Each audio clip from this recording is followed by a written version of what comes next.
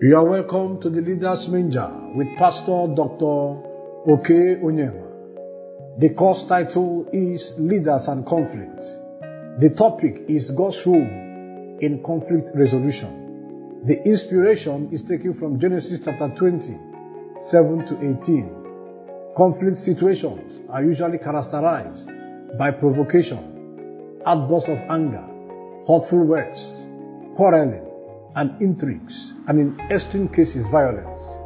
The danger in a conflict is that contending parties can hurt, cause ill feelings, or act in such a manner that can endanger their lives or property.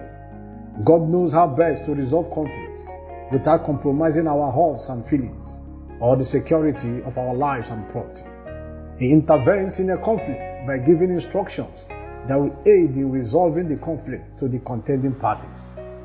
God's role works when leaders submit to how He wants to play the role. According to Genesis chapter 20, 7 to 18, God said to Abimelech, "Now therefore, restore the man's wife. He will pray for you and you shall live.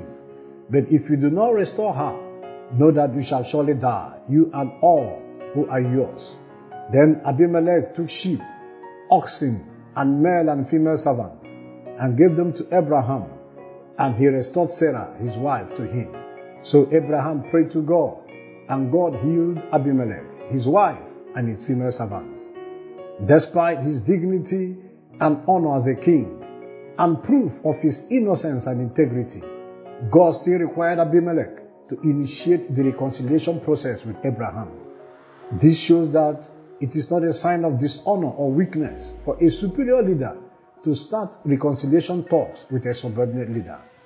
Conflicts can escalate or linger when a leader refuses to follow God's method of healing his hurts and feelings, allows bitterness to enslave him from forgiving wrongs done to him, allows his personality and position to override God's instruction. For a leader to be free from the hurt, ill feelings, and unforgiveness imposed on him in a conflict, a sincere reflection on the question below will be helpful. Are you feeling hurt as a result of a conflict with another leader? Do you have a leading to call for reconciliation with the leader? Are you finding it difficult to initiate the process because of superiority complex?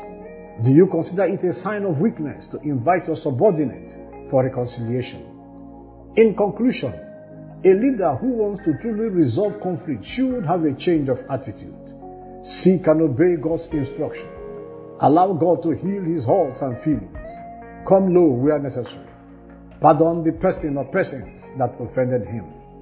All this demonstrates that a leader should not allow his pride, power, and position to override any role God expects him to play in the resolution process. And finally, a leader who wants to make peace must first make himself better. Ladies and gentlemen, we have come to the end of this presentation. Email us at theleadersmanger@gmail.com. Like our Facebook page, The Leaders Manger. Watch the complete series on our YouTube channel at The Leaders Manger. Join us again in our next presentation.